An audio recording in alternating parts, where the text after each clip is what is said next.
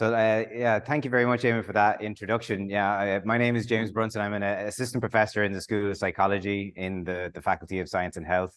But since 2010, I've been working in DCU on online, off-campus, open education programs. So that's where my kind of experience and expertise with digital education in a broad sense comes from. And yeah, as Eamon was describing, the title of this presentation is it's a bit like, whoa, what's going on in this title? And basically that comes from the fact that when Eamon asked me if I would speak at this event, I was reading an article by Professor Shan Bain, who's the professor of digital education at the University of Edinburgh. And it's an article that she put out this year, Digital Education Utopia. It's published in Learning, Media and Technology. So I would say that a lot of the ideas that are in this presentation I'm drawing from that article, because he said, "Will you speak?" And I was thinking about what do I want to talk about? What would fit with this event? And a lot of just what I was reading in that article started to suffuse into what I was thinking about. So to explain the first bit, the learning to be part of the first part of the title, that comes from a 1972 UNESCO report on the future of education. So the title of that UNESCO learning report was "Learning to be the world of education today and tomorrow."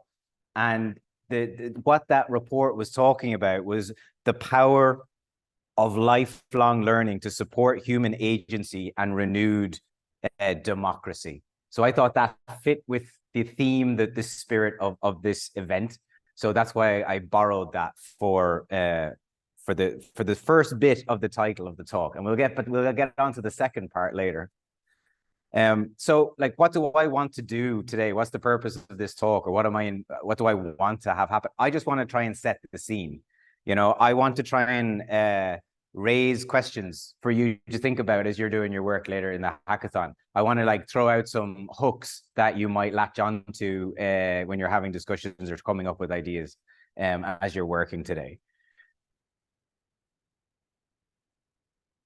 So the two trains of thought that were going on when I was thinking about, okay, what would I talk about at this kind of event?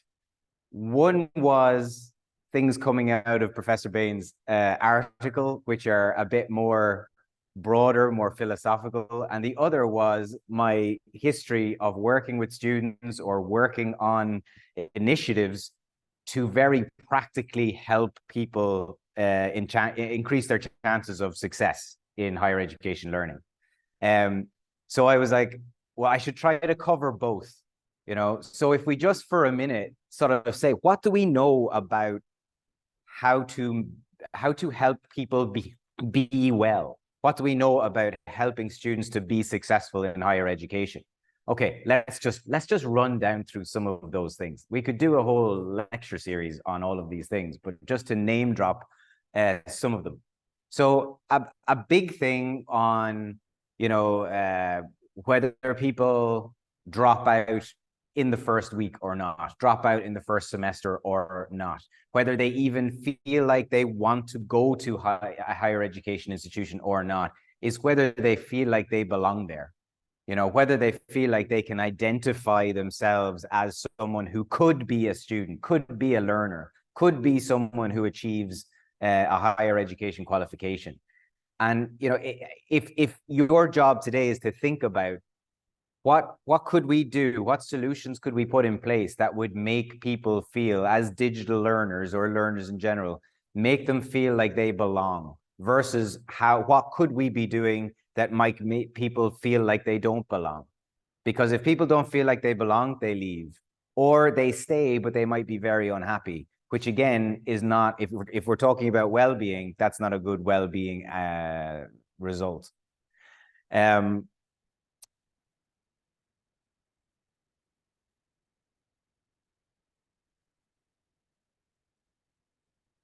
I forgot to make my main point about this before I started, which was like, what can we do practically? If you're thinking about practical outcomes, practical things, what can we do that would help us to flourish and not detract from our well-being? Because there might be one way to say, well, if you do the following things, you know, these things are linked to like good academic outputs.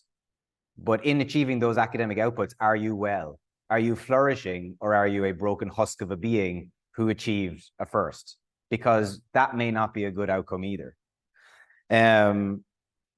So like some of the things, just to say, what do we do generally, you know, when we talk about belonging, identification, what kind of practical initiatives do individuals, teams, institutions take? These would be things around orientation and onboarding and integration initiatives.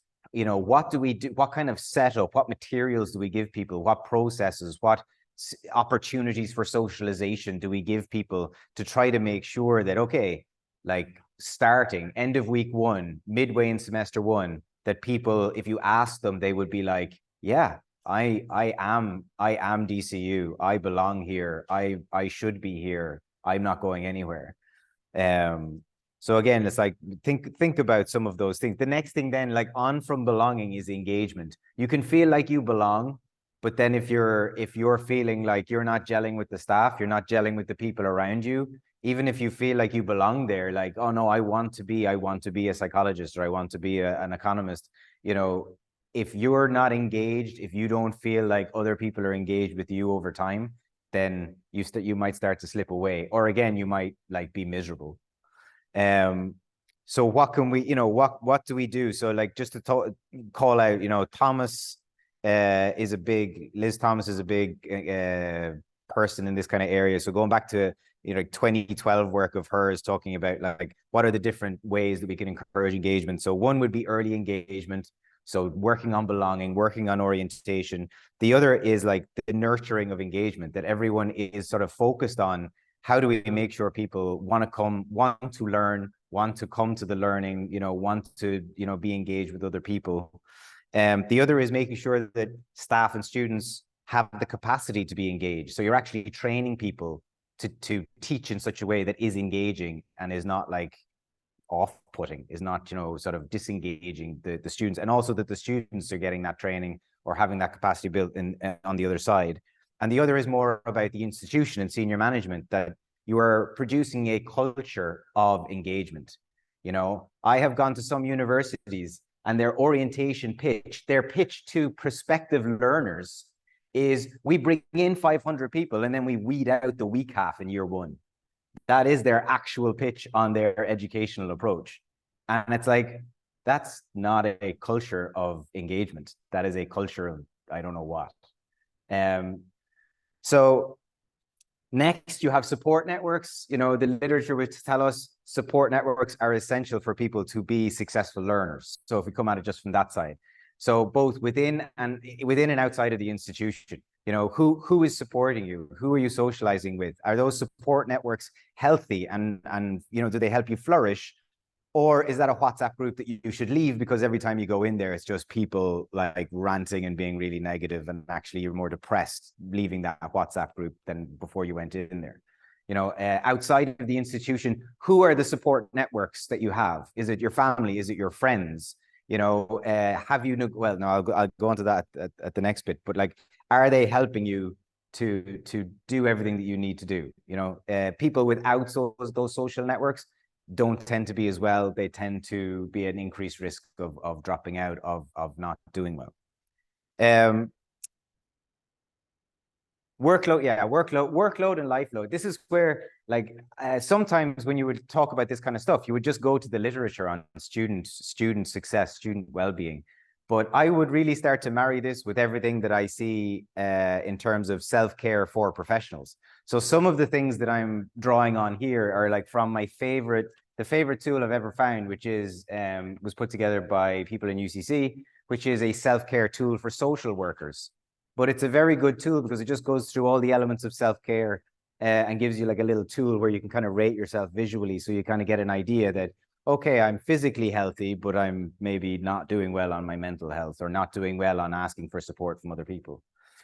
So workload and life load. Workload, I suppose we're talking about managing your studies. If someone is a complete disaster zone in terms of organization and, you know, approach to study, then your wellness may decrease over time, because you're just getting into more and more friction and conflict and stress, because like you didn't know things were due, or you haven't sort of had a progressive approach. So again, that's helping ourselves, or helping other people. How could we help people to gain those skills, as if we're talking about digital learning?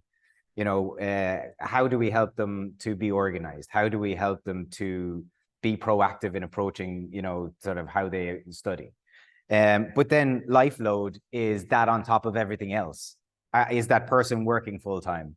Does that person have caring responsibilities in the home? How do we help them and give them tools to manage all of that? And it links to social networks, because often you have to negotiate with the other people in your life for the time and the space to, let's say, do well in studies. You know, if you're, every time you try to study, someone tells you should be doing something else, that, you know, you haven't negotiated with that gatekeeper of your time for the time and the space to do what you need to do. Technology is, every time you try to study, something goes bing, and you go look at that instead. You know, a couple of years ago, I followed some advice. Again, this is more for like professional life, but I think it applies across the board. There's like 2 or 3 things on my phone that are allowed to do notifications, like WhatsApp, text messages, and phone calls. That's pretty much it. Nothing else does a notification. I go look at it if I want to look at it, but nothing else is allowed to do that. If you allow the technology to drive your behavior, then that's often not going to be pointed in the way of well-being. It's often going to be pointed somewhere else. It's going to be pointed in the way of being distracted, or not being focused on what you wanted to do in the first place. And then I'll kind of skip over some, but like basically the next thing is just self-care. It's about health, you know. So the spark, that guide for social workers, then sort of goes through multiple aspects of health and well-being. So your emotional and psychological, let me just name check a couple of the things they call out in each of these categories. So social and emotional and psychological would be about being mindful, you know, engaging in your sense of humor, having some fun, you know, maybe keeping a reflective journal, you know, like knowing what your needs are, you know, so that aspect. But then physical and mental health would be more like looking at what is your alcohol or substance, you know, use like. Is that helping, or is it not helping? You know, looking after your physical health, your dental health, your mental health, exercising, things like that. They would throw in then as a separate category leisure and relaxation. Do you actually have some downtime? You know, if you're just go 110% of the time, that's not sustainable long term. And then compassion and kindness, which is again bringing in this kind of mindful, kind approach to things. So like, you know, being compassionate to yourself, being kind, all that kind of stuff. These are kind of, this is just some of the things you could think about if you're trying to help people practically figure out how to be well. You could look at, okay, in the context of what we're talking about, how would we encourage these behaviors and discourage sort of behaviors or ways of being that would negatively impact on this stuff. Two other things I would say back here is remember equity. If we're talking about digital learners, we're talking about students across multiple different study modes. And if you think about particular solutions, you have to think, is that going to work for an on-campus student who's here all the time, someone doing a hybrid course who's on campus and then doing online modules as well? Is that going to work for an off-campus person doing a fully online module? If we're thinking about digital learners across the board, often a digital-first kind of approach will work, whereas we should all get together in the student center every Friday basically cuts out everybody who can't be physically in a space on that Friday. So just when you're thinking about solutions, try to think about it using that frame. And then remember as well, like when we're talking about digital learning, actually digital isn't just digital. Digital is also physical and temporal and all that kind of stuff. So if you were thinking about, we should help people to understand how to study well as digital learners. That is about the digital tools they might be using. It's about the physical study space they're in. It's about when they're studying. So all those different kind of elements come in. You know, personally, I use Google Calendar and I use a physical diary. So like you have to use all the tools that you have at your disposal. But, you know, so digital isn't just online. It's not just digital. The other thing that I would be talking about here, if we're talking about wellness in higher education, we have to be thinking about it as an ecosystem. And again, the metaphors or the ways of thinking that we bring to things could influence the type of solutions that we come up with. So you could easily say one way to make students more well would be to layer on more supports. Like, let's just get staff to do more in student support. But then are we just shifting the load from one part of the institution or one part of the system to another? You know, higher education has a long-running crisis of academic staff or staff in general, staff well-being, staff mental health. So we have to try and come up with solutions that addresses wellness across the ecosystem and not take I think my example earlier would be more if we take a consumer identity type solution, then it's like, well, I'm here in the institution, we should just shove more of the responsibility on the institution to ensure our wellness. But that doesn't really work, because if we just make other people less well because we just increase their workload, then that ecosystem is still not going to do well overall.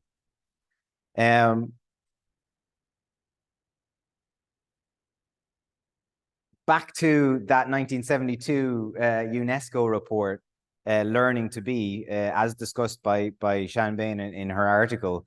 Like, this report also celebrated the potential of digital education, which in that 1972 report was framed as cybernetic pedagogy, which I just want to bring back because I just think that sounds way better than digital education. You know, cybernetic pedagogy, which was going to support methods of organizing education based on the principles of dialogue between man and machine, you know. And then Sian Bain then sort of cuts to, you now think about the way we would understand the possibilities now, and that doesn't seem possible now. You know, what we have now, I'll take a quote from her article. At our current point in history, we see how such apparent possibility has reverted to a regime of profiling, surveillance, and analytics that locks individual into anticipatory logics that, far from opening up new forms of emergent critical relations with machines, function to close down ontological possibility through new forms of algorithmic governance and datafied subjectivity. You know, the machines control us. We're not looking at a way of working with machines to flourish more. And she would link this to this kind of history. In the 60s and 70s, there was this idea lifelong learning was going to free us. It was going to be emancipatory. And then that moves into a kind of a narrative from the 80s onwards that lifelong learning and higher education and digital education is a way of enhancing the economy. That basically it's a way of ensuring that people remain skilled for economic use throughout their lifespan. And a point in that article that resonated with me was it changes you from feeling like I am learning in order to be better, that it turns lifelong learning into a duty and an internalized project of self-reinvention. That almost, if I don't keep learning, I become irrelevant. I become unemployable. I become of no use to society. And that's not a mindset that sort of points towards wellness compared to alternatives. And why I would talk about some of that stuff is there's other kind of stuff that I've read in kind of education of utopia literature that would talk about the need, if you are looking at practical solutions, for those practical solutions to be linked to some kind of utopian vision. What really good, what amazing future are we aiming for? Otherwise, our kind of small tactical, practical solutions that we come up with just become self-reinforcing, but they're not really going anywhere. You know, so we help people to be able to study better, but they're still not well. You know, they're still sort of stuck in a negative space. How can we envision a positive future where we're flourishing and link that to the tactical kind of, how do we help people in a very practical way do X, Y, or Z? And I think that kind of speaks to the spirit of this hackathon. So back to the other half of the title, the techno-deterministic dystopia versus open and hopeful futures. Pre-pandemic, before the pandemic, if we were having this kind of discussion, we would have been talking about the fact that the emergence of the importance of digital education now.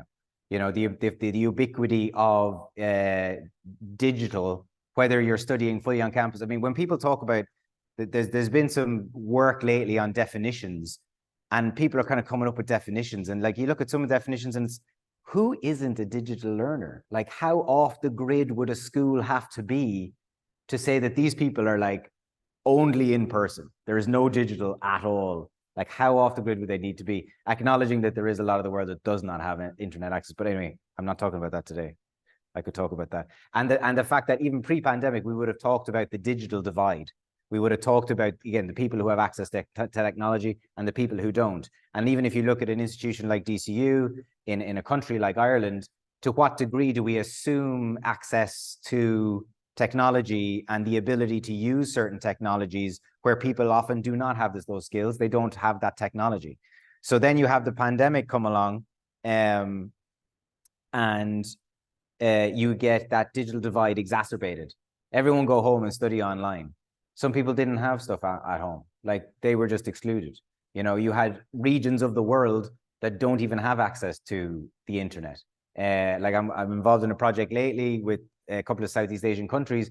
The project in Indonesia was to install Raspberry Pi local servers in areas where there's no internet. So they would load up everything, the computer goes out, and then like they can have local internet access without the internet. So, but like during the pandemic, they couldn't even get that work done. So during the pandemic, it was kind of like, well, who already had those skills? Who already had that technology? Those people did better. The people who didn't have the technology couldn't do much at all. And those where they had the technology, but not the skills, maybe they were doing this kind of pandemic pedagogy. Okay, let's just take in-class lecturing and kind of throw it online and we'll all muddle through. And also what you got during the pandemic then was, especially in those spaces where people didn't already have the skills, you had the education technology companies, the ed tech companies coming along going, we'll fix it for you for some money. Just take our product will do what you need to do now if you have to go online. If you have digital learning needs, let us service that need. But then the learning that you do, the teaching that you do is dictated by that closed ed tech solution.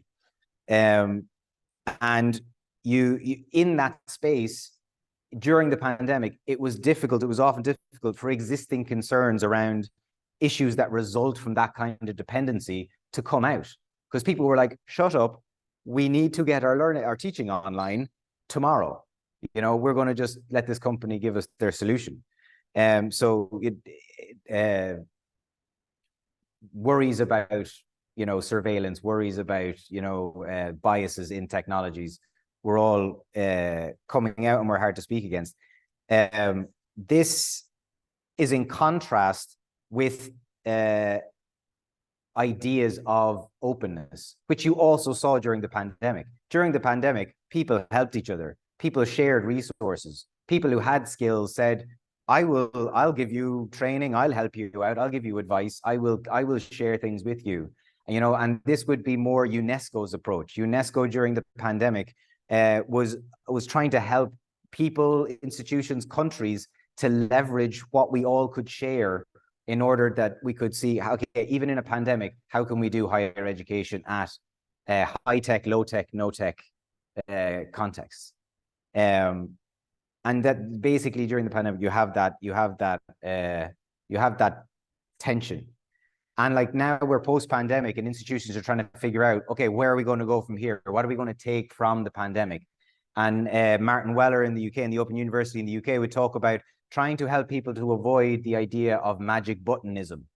Oh, well, we'll just hire this company and then all our problems go away. We don't have to worry about staff capacity or student capacity. We just hired this company and now there's a technology there and we don't have to worry about anything else. that we need to think critically about what we're doing with digital education. So second last word to Professor Shanbane from that article.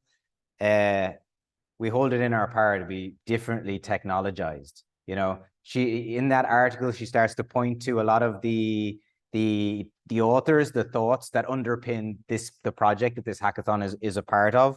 You know, she's pointing out authors like Neil Selwyn and Felicitas McGilchrist, who are talking about kind of planetary health imperatives to cut back, reduce, and streamline organizational use of digital education. You know, they talk about digital degrowth. You know, we are using technology and we are employing digital education in ways that is very damaging to the climate.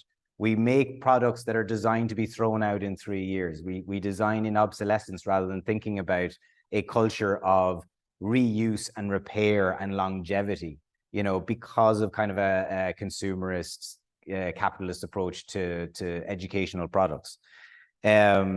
And again, here the concept of rewilding comes up. You know, how do we take a step away from the current context and reimagine something different, something was a wilder, muddier, more local, more community-based, more sustainable approaches to digital education futures. And last word I'll give to something that I'm. Last word I'll give to Rikke Toft Norgard from Aarhus University in Denmark, in her work on what tools might we develop to be able to think about different futures, you know. And in her work, then she borrows a literary genre term, hope punk, to sort of say, like, this is how we should try to go right this thinking, you know, that you have to, again, this thing about linking practical, tactical solutions to like utopian visions. She says you have to get so far out there, you have to think really improbably, think of the impossible nearly, and then link that backwards to the tactical things you're doing now, because anything less than that is just kind of still sucked up by the current kind of grimmer, more techno-deterministic future that we're kind of offered now. So that's what I would offer today. Try and be a little bit hope punk in your thinking today, you know, even if things seem grim, even if you're like, yeah, but if we did that, would that ever work? You know, let that infuse, let hope, humanity, virtuousness, openness, let that infuse what you think about today. So thank you very much. That's me.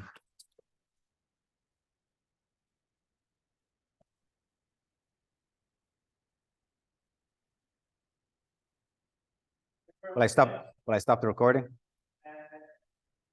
Sure. Okay.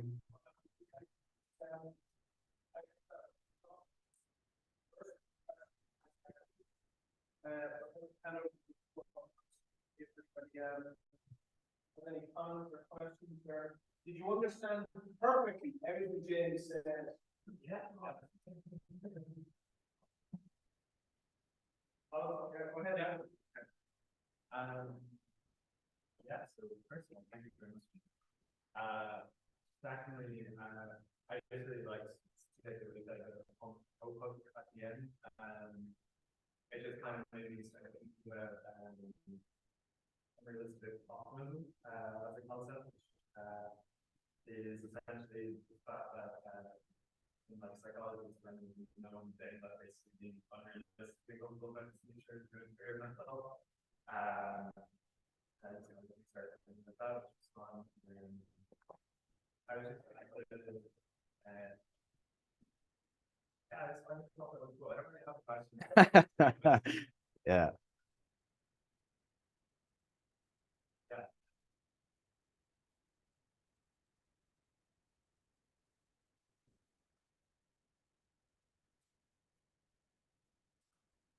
Oh, that's a whole other talk. That like my background discipline is social and organizational psychology and specifically identity studies. So, you know, in terms of the hopeful, the possible, those things, I would see my niche area in that whole bit is around future identities, you know, and like, again, linking back to the practical stuff, you know, the work that I did 10 years ago on how do we socialize and onboard fully off-campus DCU students and make them feel like DCU students. How do we make them feel like they belong? How do we give them an identity? As difficult as that is to do with on-campus people. And a lot of that was around doing a good orientation where you set realistic expectations. So that's something I forgot to say. Like, that is a big thing. If you're thinking about how do we help digital learners to be well, what expectation do people have in that vein when they're coming in? Because if they have unrealistic expectations or no expectations, then that is a recipe for disaster. You know, so future identity, the difference often between success and no success in off-campus learning is people who come in kind of going, I want to study, I want to get a degree because I always wanted to do that. But there is no more solid future identity for them to latch onto. Those people are at greater risk because they don't have a future self to latch onto to get through troublesome times. You know, if you are like, by the end of this, I am going to have a degree in business, and then I am going to start this business I always wanted to start, you have a very solid view of the future that might get you through. Now, it has to be a little bit flexible, too brittle, and that's problematic as well. But you need that link to the future to get you through tough times.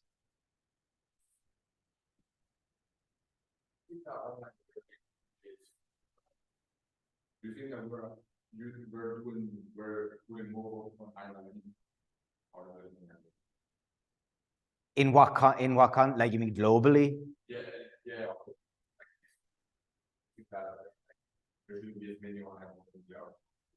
I mean, like, for me, with my experience running fully online courses, like since 2010, and even like I was a PhD student in DCU in the noughties, and I was a distance education tutor, you know, working with these people.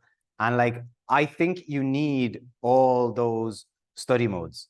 You need fully online education because there are people out there with lives where they will never be able to attain their educational goals. Even if you said, okay, part-time, like a part-time where you have to be on campus, they will never be able to achieve their goals through that. So you need fully online options in order to have the flexibility for sections of the population who have caring responsibilities or disabilities where they don't leave their house, or, you know, they're working full time, and from an economic perspective, they would not be able to afford to stop doing that. They need those online options for that flexibility. Then you need on-campus options because we have, you know, because of the tradition of doing that. It is an effective way to educate people, to bring them onto campus and bring us together, you know, to do things. And then hybrid kind of covers everything in between. You know, hybrid, I mean, I think DCU at the moment has a perspective that, like, through having hybrid education, or by infusing more digital education into on-campus courses, that basically as graduate students will be leaving with an enhanced set of transversal skills. You know, if people don't have that much exposure to online learning, and then you go into some kind of career where basically you have to like go to the other side of online learning, you're doing corporate training or you're doing something, and you have never had any experience of online learning from the other side, maybe you're not as good at doing that. So for me, any educational institution should be doing all study modes, and they should be looking to have academic, operational, and administrative functions, so that it shouldn't matter what the course is. But certainly, like again, when I go to other countries, there's lots of countries where if you said education has to involve at least some on-campus presence, you're just cutting out vast swathes of the population who would never be in a position to do that. Do you think the great question, and it's funny, like I'm an editor for a UK-based journal, Research in Learning Technology, and like during the pandemic, all of a sudden you're getting all these papers coming in going, oh, because of the pandemic, like we did this research to compare the quality of our online versus, you know, when we went online during the pandemic. And very few of those papers were at all interesting or relevant, because we were all looking at each other going, this was settled like 20 years ago. You know, really, it's about quality. It's about the quality of what you're doing in whatever mode. But in terms of that kind of fundamental question, is online learning lesser or greater than on-campus education or on-campus teaching and learning? There's no difference. It's about the quality of one versus the other. In some ways, online learning does things better than on-campus can, because online learning has tools that you just don't exist in the classroom. Like you know, but again, that completely depends. You can have a great online course, you can have a terrible online course, but the same goes for teaching in any study mode. But the literature, trust me, the literature is there. It's like there is no quality difference in terms of learning outcomes or all that kind of stuff between the different study modes.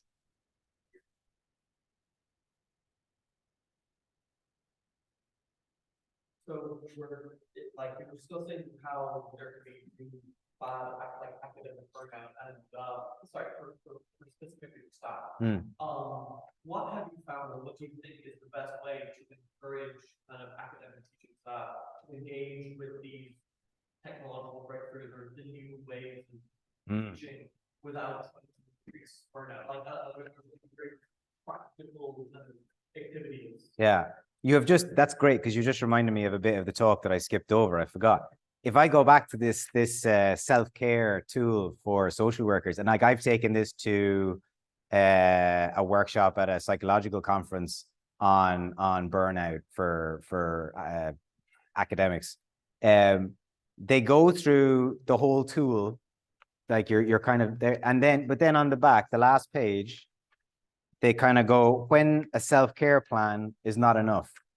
And it's like that, and a focus on individual self-care can actually decrease people's wellness if that's the only focus, because at a certain point, people they can only do so much for themselves. Beyond that, it's about their interactions with other people, the people they report to, the organizational policy and practices, and then government policy, all that kind of stuff. So when you look at academics, we could talk about everything from individuals and how they take care of themselves and how they are encouraged as individuals to engage with professional development, all the way up to, in Ireland, this is the government approach to the funding of higher education. And this is the impact that it has on workloads and workload capacity. So like, really what you have to, and the other part of that then is academic culture and promotion processes. So if people don't value teaching and learning because they don't see it as being valued, or they only see it being valued to a certain extent in career progression, then they're not going to be motivated to invest lots more time, you know. And like, for people who are into teaching and learning and are into technology, I mean, generative AI has come out in the last year. I am absolutely sure that if I knew more about generative AI and played around with it more, I could be using it to save myself time. I could be using it in productive ways, but I don't have the time to even look at it, and it stresses me out. But so it's kind of you have to value it to want to invest time in it, but then practically from a work capacity perspective, you have to actually have some time and space to devote to it where you feel safe to do so. So institutions and institutional leaders need to work on workload, work capacity, and all that. And then on the other side, I think collectively we all have to work on culture, so that people value teaching and learning and want to invest time in building up those skills. But that's all. It's all a big, messy, interlayered thing. I'm just kind of wondering what sort of like, so I imagine when you try to get people involved in digital learning, involved face-to-face learning, there's a lot of expenses and kind of stigma and things that people have. In your experience with those, is there a lot of like pushback from staff who don't want to get involved? There is some, what you could describe, I think, as pushback, But I think more than that, what I would see is just a lack of experience of that context.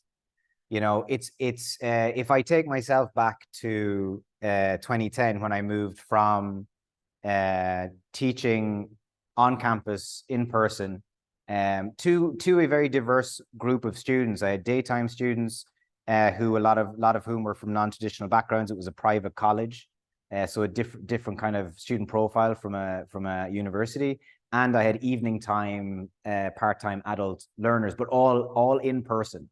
And even with my experience of distance education tutoring previously, when I started onto fully online courses in 2010, the culture shock, or the shock of all the things that were completely implicit and invisible in an in-person context that had to be explicitly dealt with and addressed, and you needed to put work into them for everyone to understand where it was. So you're working with on-campus students. You're in the classroom. Okay, let's talk about the assignment. You trash it out backwards and forwards. If you're in an off-campus context, you have to have a much more detailed assessment document, because people are engaging with that assignment before they might have any asynchronous in a discussion forum contact or contact with you in an online class. You need systems around that. You need approaches to that we all just take for granted, don't even spare a thought on. So for people who are only used to on-campus teaching to start getting into this area, there are whole swathes, there's categories of things to think about that they've never had to think about. And like sometimes they'll come along and go, oh yeah, okay, so in online you have to have discussion forums as well as the class time. And it's kind of like that's like this layer, there's like this much stuff underneath that, you know, that we're not even getting into, you know, and that's the kind of conversation. Yeah. So what slides are coming? Because I have something more to do, which is thank you deeply for a Thank really you. wonderful and Thanks everybody. So good. And James, I'm just kind of